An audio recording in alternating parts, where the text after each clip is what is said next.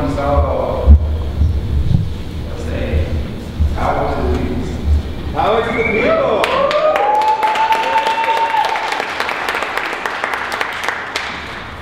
And I also want to thank the organizers who also pulled this together, who invited me to be here.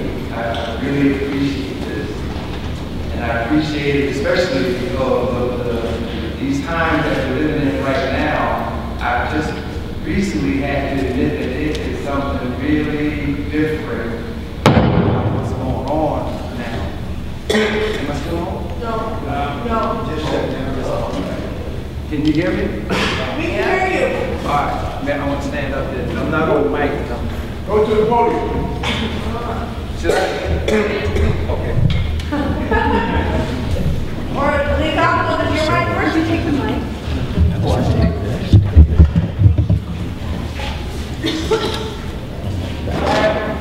Okay, you can hear me?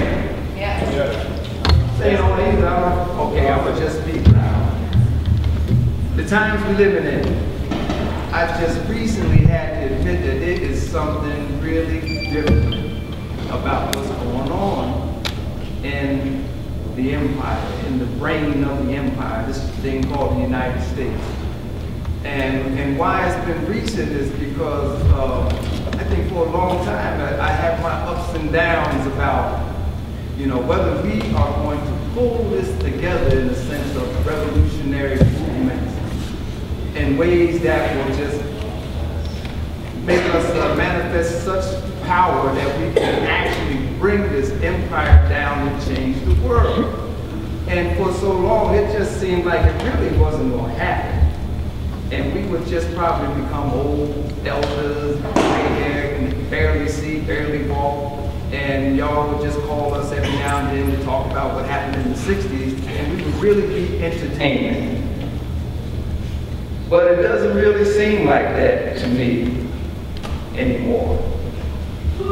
With things that's been happening, you know, Trayvon, Eric Garner, Michael Brown, South Carolina, and I mean, I'm just recently finding out what's been going on here in Denver and all these other places that you don't get in the news, the resistance that's coming up from the ground is really amazing.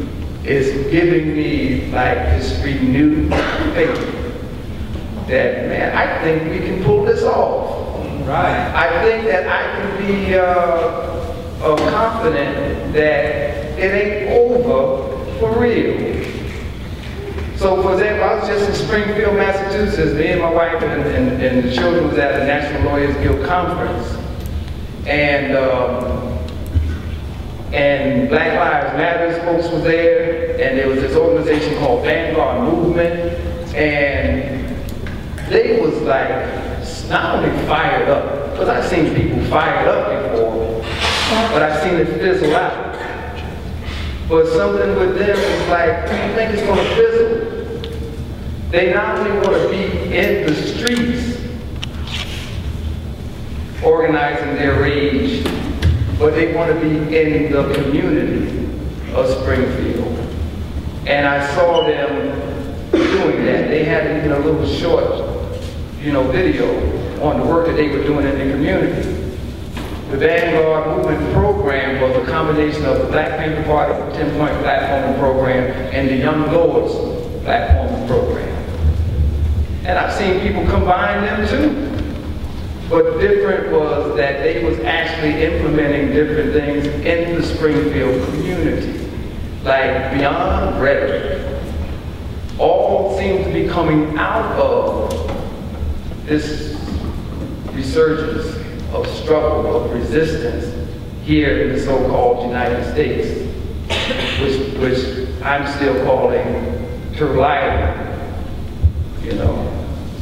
Somehow, somewhere, memory has been resurrected.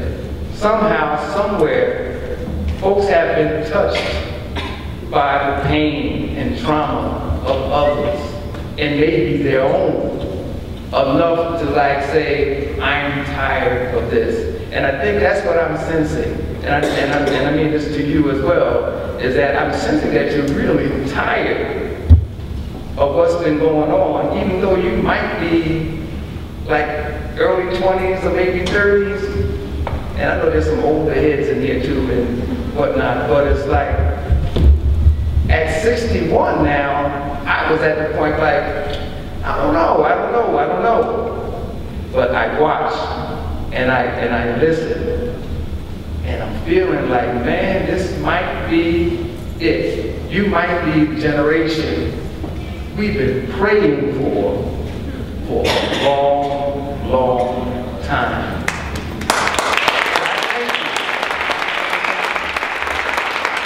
I also feel that at 61, my elders wouldn't let me do it at 51. I'm calling myself an elder officially. All right. I got this gray going on now. It's kind of white.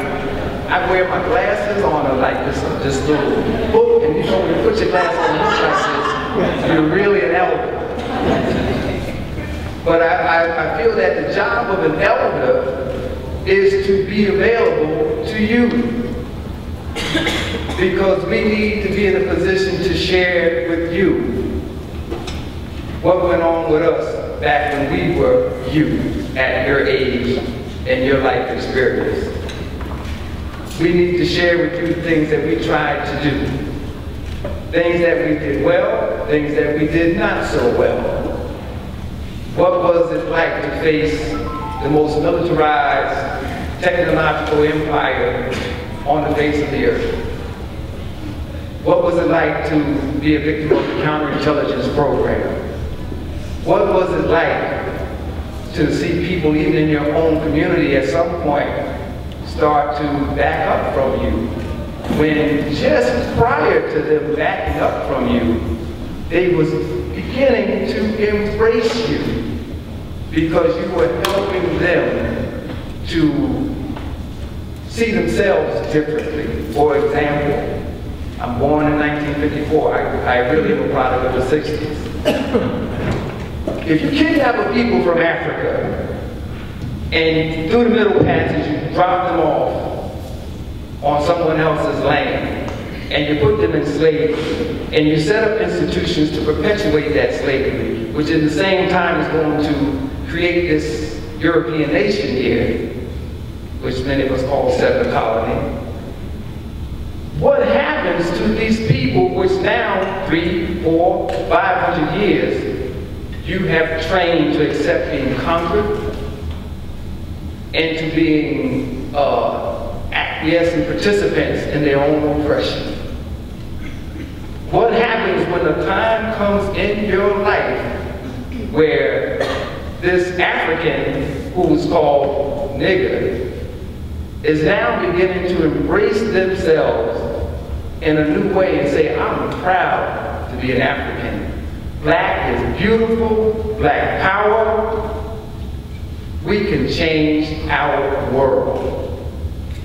Here I am, a teenager, high school, me and others, so inspired that we're not only going to embrace who we are and be these new energized people, but we're going to put it into political and organizational practice and help to develop a Black Panther Party in our hometown. Inspired, there are movements going on. Not only in the Black community, there's all kinds of forces in the Black community movement, but there's also forces in the Chicano community, the Asian community, the Puerto Rican community, the indigenous communities, even the poor whites of the Appalachian Mountains were moving out of a racist bag to say, we can all change our worlds. And it seemed to have been coming together. And our energies was actually feeding each other to just keep pushing, keep fighting, keep pulling it together. This was the 60s. This was the 60s. But for you to have a sense of what it meant for an individual like me, come from a poor Black community in Plainfield, New Jersey. Anybody heard of Alderman Funkadelic? Yeah. Or Plainfield, New Jersey. All right. Okay, just to let you know, we have something to stand up for. But what was happening with us is that it moved us into movement that not only was changing things around us, it was changing us. Now as Panthers, we're learning ideology, we're learning to read, we're learning to like really push the envelope, not only in terms of the power structures, but in terms of our own possibilities. We're learning to see our neighbors no longer as someone we don't need to be concerned with or as competition, but as our allies.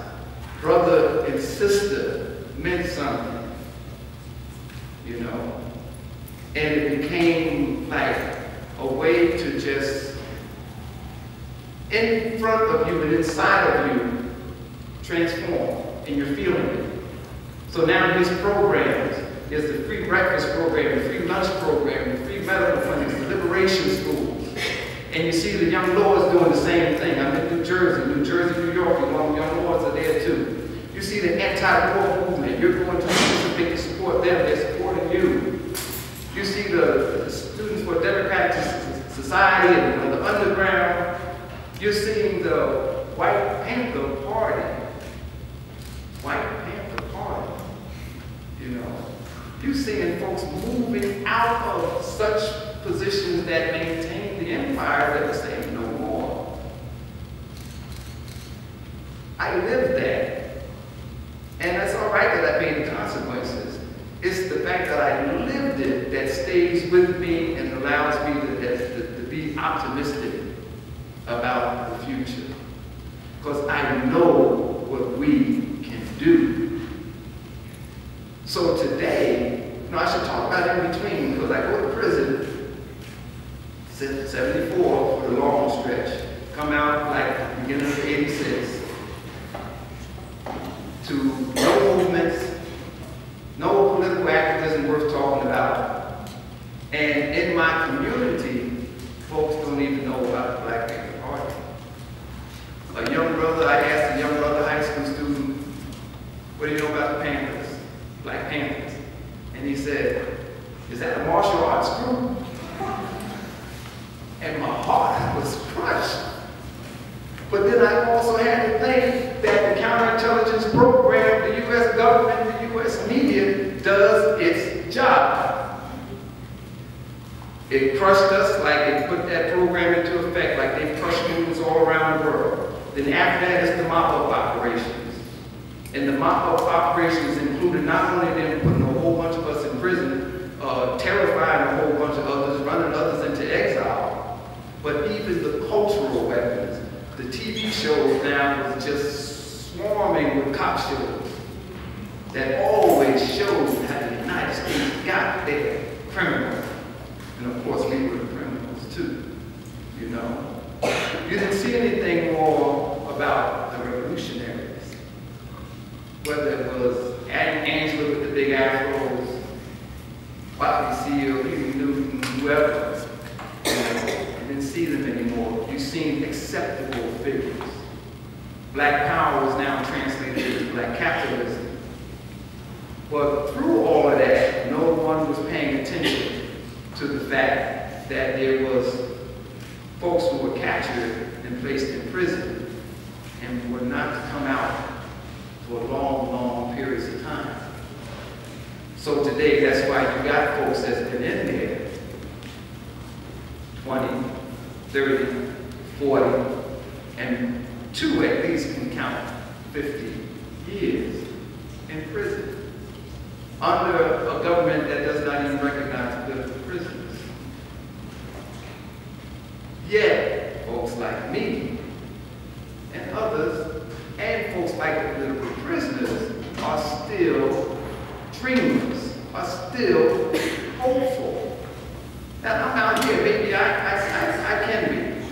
But can you imagine we're crushed, we're defeated, but a political prisoner that's even been in segregation for 30 years can still come out and be optimistic about making this revolution happen in the United States? What does that say about this human being, the beauty of this human being? do even under the worst inhumane conditions. It says great things about us. I think that what is important for me to convey to you is that if political prisoners can do that, you should at least get them on your agenda and connect with them. Because they don't really ask for that much more. Right here in Colorado, there's Imam Jalil Alami, formerly known as H-Rap Brown.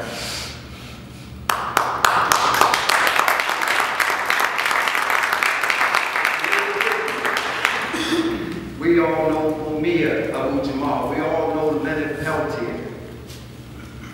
But what do we do for the dreamers who are still in prison, yet have tremendous faith in us out here? And who have, many have just got to the point where they come to terms they're going to die in prison.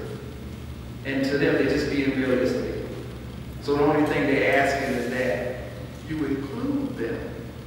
You make them feel involved because they want to see it happen. They want to see people be free and happy. So I have a little advantage over there because I'm out here. Because I get to see you. But I get a chance to share with them also. If they want to know what it feels like to me, it's a good way of letting them know how real things is out here now. And what they may see on the news, what news they're able to get, is some new movement that is going to shape this government again. It's not like the 60s. They were doing some different stuff. I mean, really. You're organizing different. You're responding different. You have different ideas about organization. You have even more, even your dreaming is different. The world you want. Back then, we wasn't talking about a world that was really going to include everybody. We meant it. But we know even in our world back then, women may not have been in our vision the way that they are now. Queer folks may not have been in that vision the way that they are now. The earth may not have even been in that vision, you know. But the way that you dream now is more enriched, it's more expansive, it is really fantastic. So what's going on now is so different, yet it comes from what we try to do. You just got to know that there are those who believe in you that you may not ever really consider. And that's those who are inside the prisons. And I'm going to go one step further. Those inside the prison, some refer to as the social dead. You know, because they've been so taken out of society, that's how, you know, the oppressor deals with them. They're nobody. But then there's the ancestors. And this is another advantage I think that you have, or you should have. We learn from folks from indigenous communities and folks who are religious in other ways. Even some of the radical folks in the Christian communities will talk about a cloud of witnesses who are just basically your ancestors who are saying to you, we got your back too. It makes this struggle so multidimensional because you're not only dealing with the material reality of things. I don't know if you're a Marxist and you're dialectical materialist and all that other stuff, right? But you also have the backing of forces that are not even physically alive anymore. Your story is being created as you breathe, but your participation in it now becomes so dynamic because you can draw on so much. I think our job as the elders is to say, be careful of this, be careful of that. You want to trust this person, just be a little careful, not too quick and embrace, get to know them, take your time. You want to build an organization, don't rush. Be like the turtle. Take your time.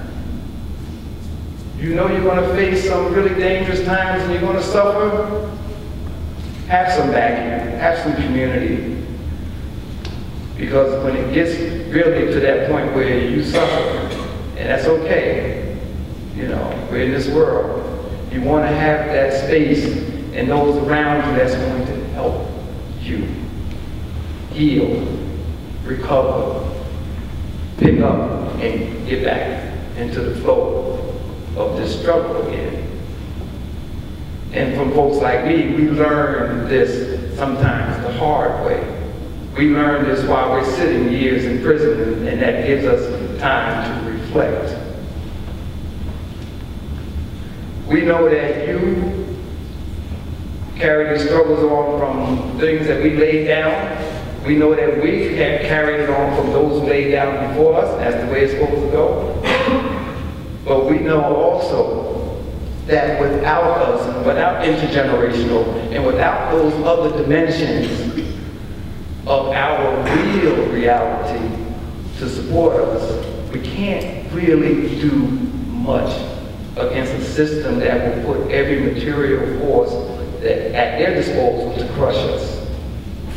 And they will use terror to reach into our souls to make us like, before we even think of resistance, we will stop and stay in a very comfortable space.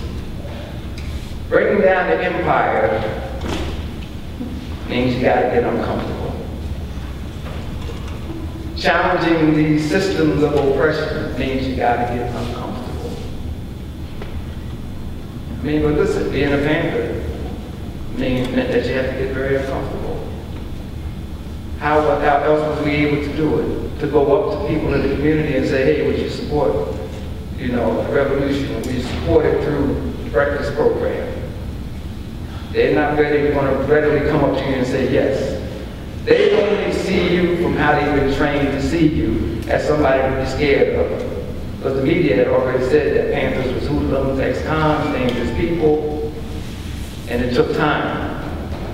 It took a lot of time. But we took that time, even with the pressure on our backs, even with the threat of murder and imprisonment on our back. We took the time to learn our communities and to interact. You have to do the same.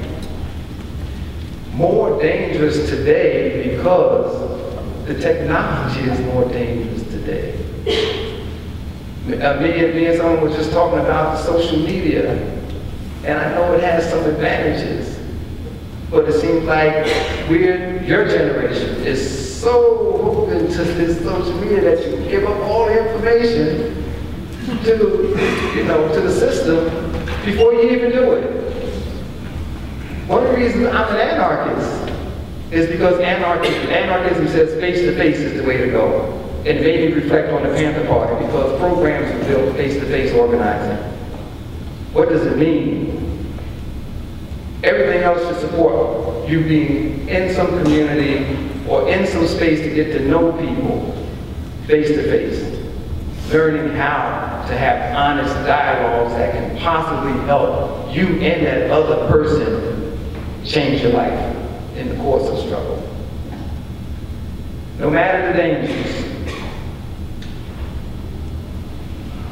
The other thing you have to know, and I think I don't want to be too long. The dangers means that you may well become the next political prisoner. The dangers mean that you may well become Fred Hampton, laying in your bed, murdered. The dangers may mean that they have just arrested you, put you through 8 hours of a jail cell, spit on you, maybe hit you in the head with a thing. And that's it. You may not be able to handle anything else. There's a lot of hurt and pain in being in this struggle. There's historical hurt and pain. There's intergenerational hurt and pain. And then there's the immediate hurt and pain that you may well experience. But it goes back to sort of a spiritual concept of faith. Having faith in the people, as we said in the party.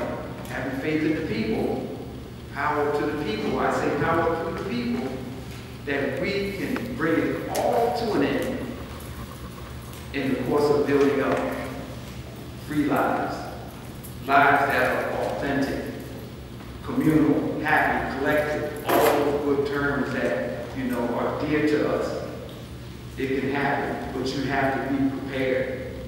You may not take it all the way, but enough of you is in there to lay the ground for others to pick up that baton, keep moving, keep moving. When you look at what's happening in Baltimore, people are tired. Tired. Don't even listen to what the media, CNN, MSNBC, whatever, tell you. They're going to give you the spin that is to discourage you. They're going to show you over and over, for example, the picture of that black mother beating the hell out of her son because he wanted to be involved. They're going to show it over and over to make it look how ridiculous it is for us to get involved. If you can accept the consequences, you know, as Huey Newton talked about in revolutionary suicide, if you can accept the consequence that death may be what is in front of you, that actually frees you to live a full revolutionary life, or at least a fuller revolutionary life, because you're not going to worry so much about what they're going to do to you. You're going to open up to the possibilities of a full life in a revolutionary struggle. That is a great thing. That is what moved us. That is what made us do the things we tried to do back then. It may have landed us in prison, but many of us understood that. And many of the political prisoners in there now, you know, they hold to their beliefs. They hold to their dreams. They still believe we can change this world, and hoping that you include them. So that's my challenge to you. Include them in a way that enhances what you want to do in this world. Include them in a way that acknowledges them as a connection to former, earlier struggles. And then this folks talk about for the next, how many generations? 7? Long term. But also understanding those who paid the price back then who are still alive. And then for the ancestors, those who won't be physically alive anymore, but you still have the answer to. And you figure out how to do it. So I'm going to leave you with that. And I'm hoping at some other point, after, if we do have some time, I have a few excerpts from the Panther movie that I want to show, just to kind of reinforce some of the things I'm saying. I want you not to romanticize the Black Panther Party. I want you to take from us what can benefit you to move us to Liberation Hilltop. All of us. And I'm going to stop there. All power to the people. I want to thank everybody who came today. And to me, it's always a great inspiration to talk to young people. Because I really believe that you are our future and you're the hope. The hope that we started battling and struggling to try and create something new, to create something that was more equitable, that where every man, woman, and child would be afforded human dignity. And I think that's the key for us. So we may say revolutionary, they may say radical, they may call us terrorists, as they did in our case. You know, but before that it was the anarchists, and after the anarchists, the communists were coming. So there's always these slogans that they have to dirty up people who are progressive, critical, thinkers and free thinkers that want to affect real change and are willing to sacrifice yourself to do that. It's not a martyr syndrome. It's a political question. If something is wrong, you have to challenge it. And you have to challenge it at every level.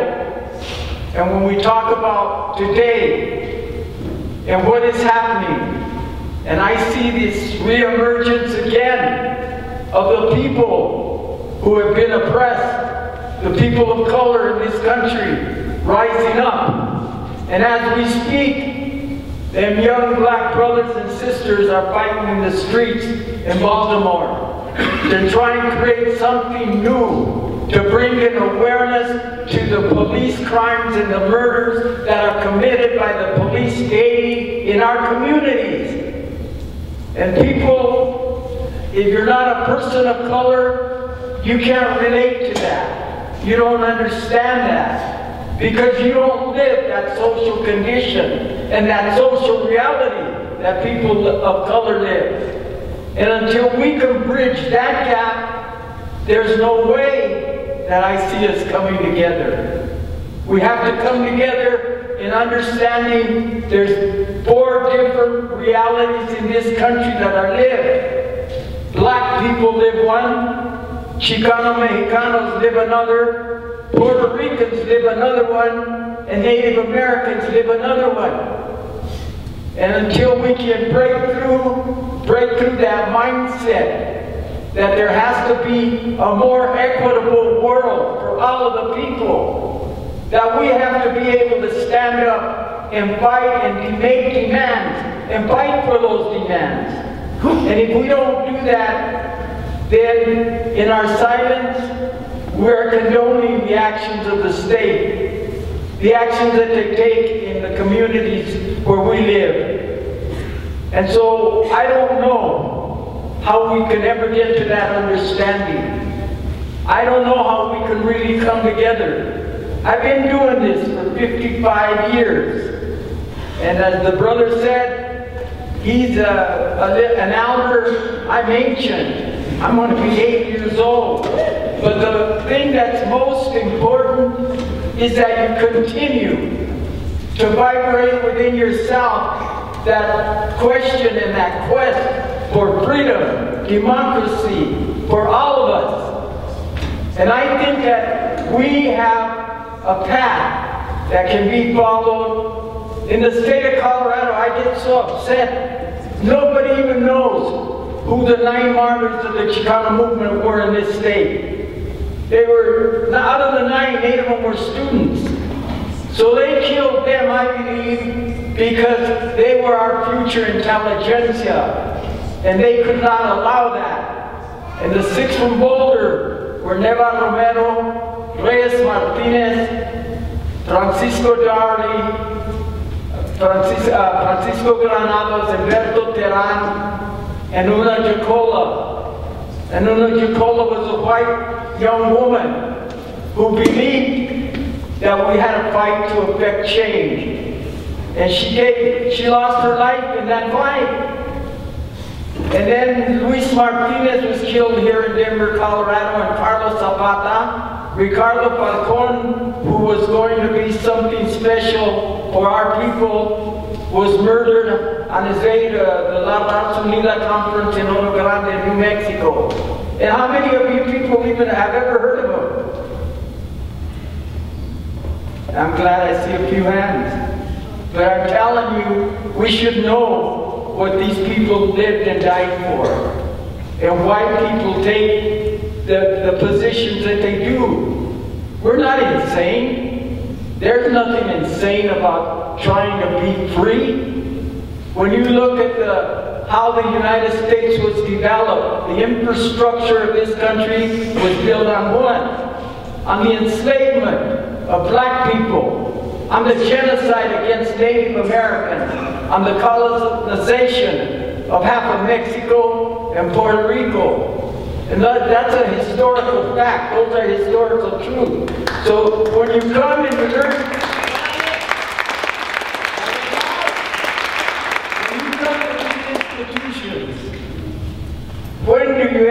concerned about this social reality that's happening here.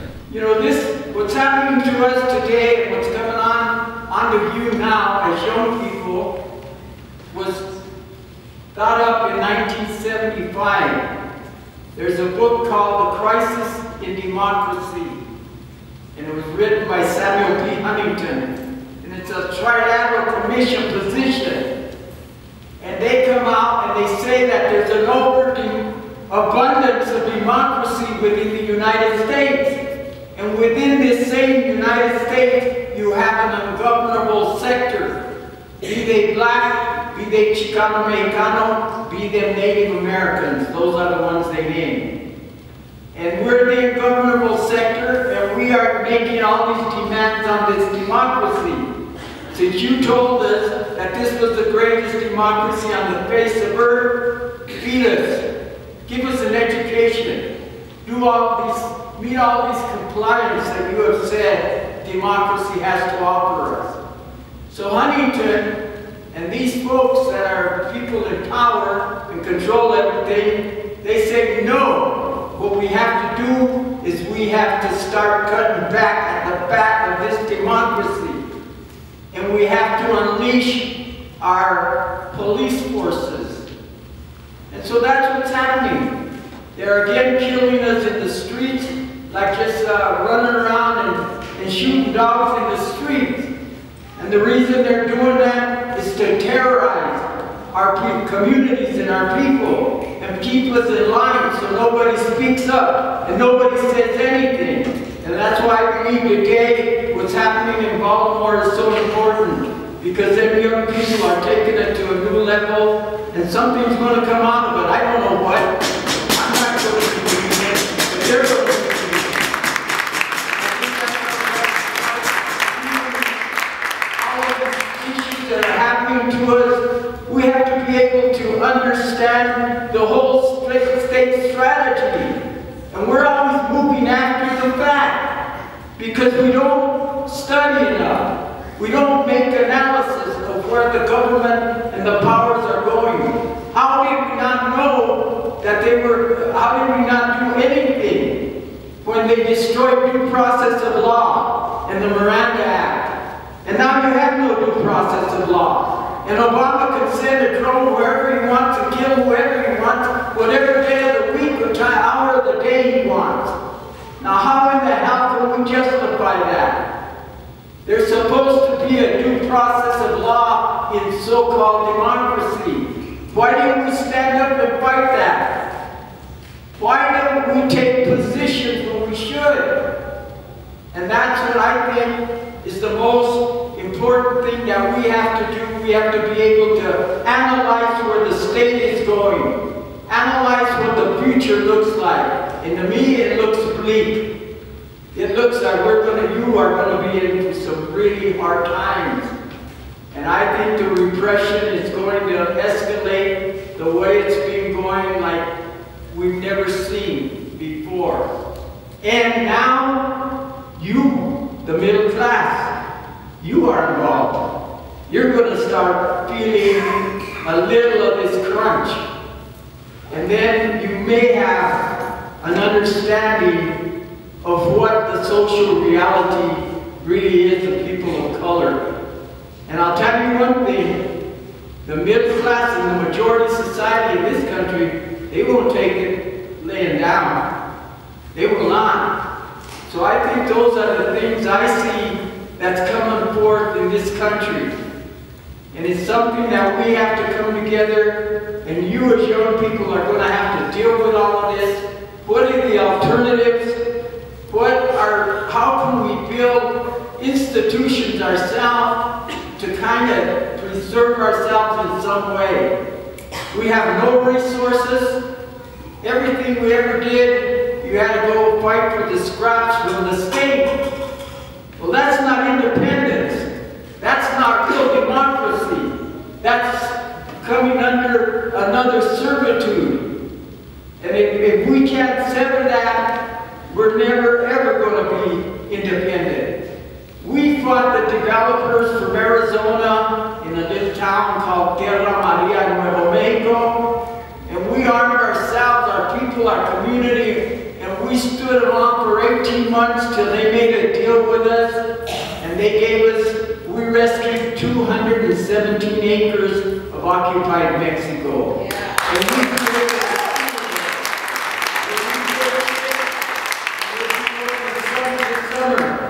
we we take anywhere from 50 to 80 kids, whatever we can afford. We raise the money. We don't go around asking the government or the state to help us in any way, because we really believe that in order to be free, you have to be independent. Independent of them. And you know, it's a hell of a hard thing to raise $9,000 to take 60 kids, 50, 60 kids to go to school. And we only do it 1 week out of the year. But you would be amazed of the 850 kids that we have taken. We have some brilliant minds. And these are the kids that the schools say are a disaster, will never learn, and we have proved them wrong. And the way we've done it is we teach our children intensive Mexican history and culture for 1 week. That's it, nothing else. White supremacy and a class on the woman. And it's an amazing thing, and I feel so good that we were able to start that, because we have all these young people, some of them are here today, that are going to take over. It was never my land. It was never anybody's land. We made an agreement with the people in New Mexico. We will come and fight for this land, but not for heirs of the land grants, because we don't want to build a new hacendado system. This land has to belong to all of our people. And we've been true to that. And we put that land in a land trust. And we have the young people that are committed to carry on this program. And maybe 50 kids a year isn't a lot. 50 young minds that you're developing to go on and create something new in the world. And it's not for them to be superior to anybody. It's how do we break these barriers that the state has created between us? How do we come together as Chicano Mexicanos, as blacks, as Native Americans, Puerto Ricans? I went to prison supporting Puerto Rican independence. And people said, well, why'd you go to prison for that? You're Mexican. And I said, well, why did Che Guevara fight with the Cubans when he was an Argentinian? I'm an internationalist.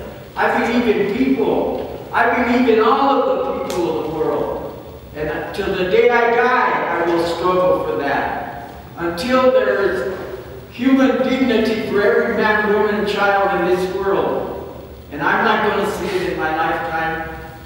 But I think it was Martin Luther King that said once, if you do nothing in your life but work and retire and have your house, you have never contributed anything to humanity.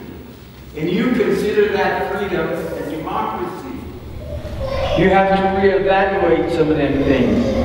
And it's not easy. As the brother said, it's not easy to be in prison. They utilized a tool against us for the first time that had been used against political movements.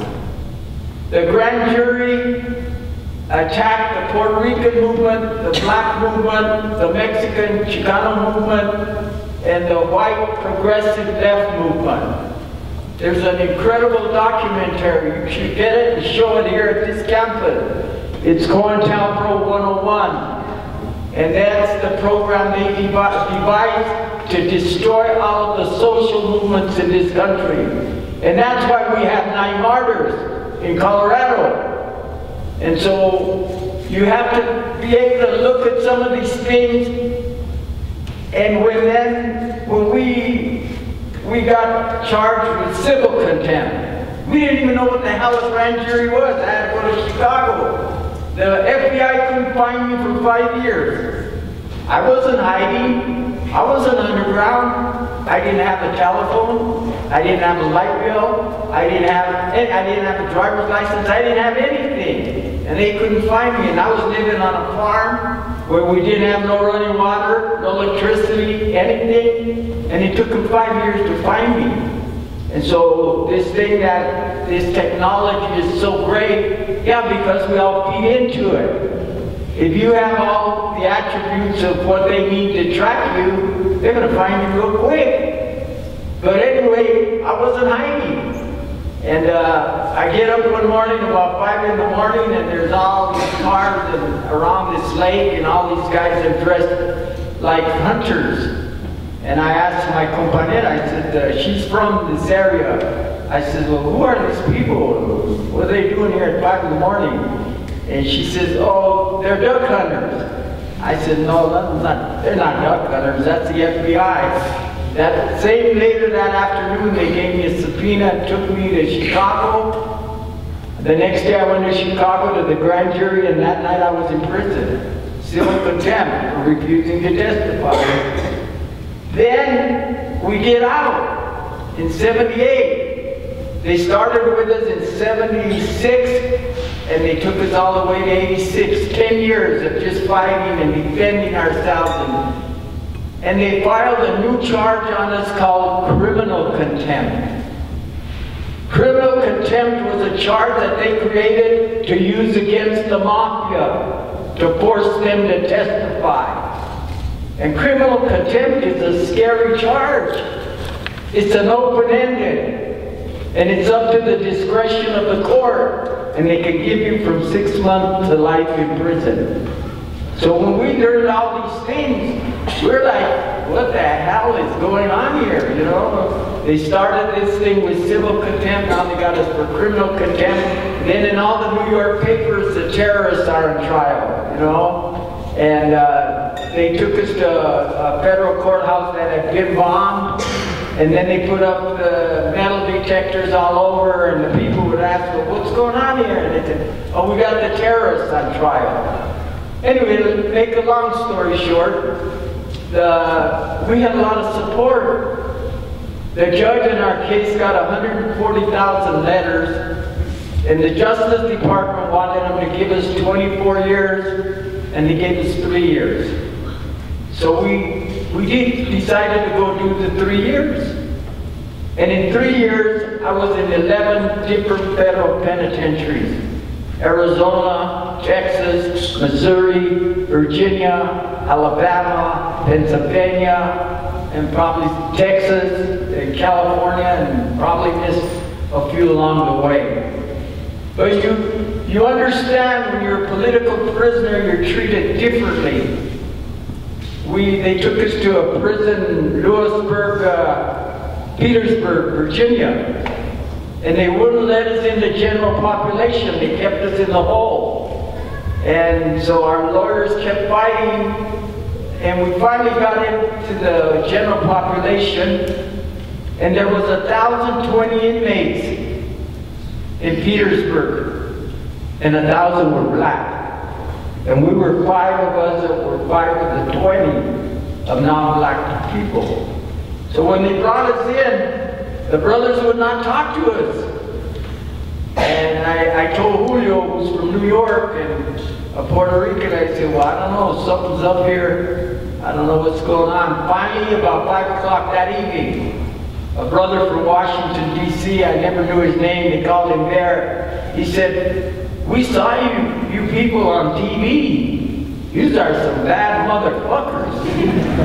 What do you mean? He said, we saw you shoot that Jewish guy in the wheelchair and roll him off the ship. They said, thought because they were saying we were terrorists, we were the Palestinians. Remember? That's who they thought we were. We said, no, brother.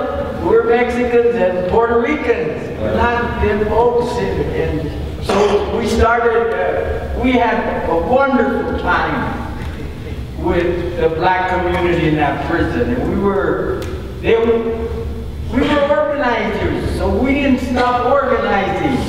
And so we started this whole thing with the 1,000 black inmates of, this is not Petersburg, this is Johannesburg. And the next day, they shipped me to Alabama. They took Stephen to Lewisburg. They shipped us all 5 of us, out of that prison. But it was an amazing, going to prison was an amazing experience for me. I met some really badass people. And I met some really good, wonderful people that didn't deserve to be there. You know, and nobody cares. When you go to prison, nobody cares. You're done. It's over. And I had a friend, and he had done 19 years, and he had a lot of respect in the prison I was in Arizona. And he says, when you come in here, you take the key and you lock it up, because there's nothing you can do with your mind when you're outside. You got to understand that you're going to be here for a certain time, and there's not much you can do outside. But I'll tell you, if you know anybody, any political prisoners, write them a letter. 1 page, just a paragraph. That is like gold. To read a letter, to get a phone call, to get a visit. And most political prisoners don't get any of that. And it also does 2 things. It shows the administration that people support them, that people out here support them. Or if you have any relatives or friends in prison, write them a letter, a short note, say anything, just to enlighten them, to help them maintain their sanity. It's a tough situation, but it's something. If you do not think you're open to doing some of these things that I talk about, then get away from it. Don't get involved in it, because you're going to hurt a lot of people. I think there's nothing in the world I detest more than an informant and a snitch. And there's probably 2 or 3 here today. They got to come and do their job and do this shit that they're paid to do. But the thing is that if you don't feel you can do that, stay away from it, because we don't need that. And there's many, many reasons. When we didn't testify, there was 11 of us that went to prison for 3 years. There was 3 white women, 5 Puerto Ricans, and 3 Mexicans. I don't think we could ever organize that group again. To me, it was once in a lifetime shot. Nobody talked. And what made me feel the best when we went to court, when the United States attorney said, we cannot allow these people to build a wall of silence. You have to give them 24 years. And I thought, there it is. We just beat these bastards. I don't care what they give us. We beat them. But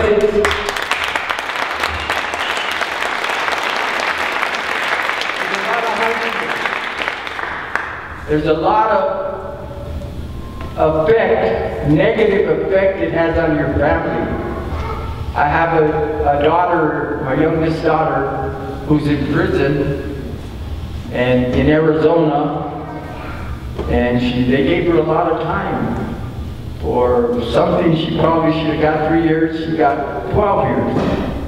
And I think part of it is because she's my daughter. And the other part is what happened to her.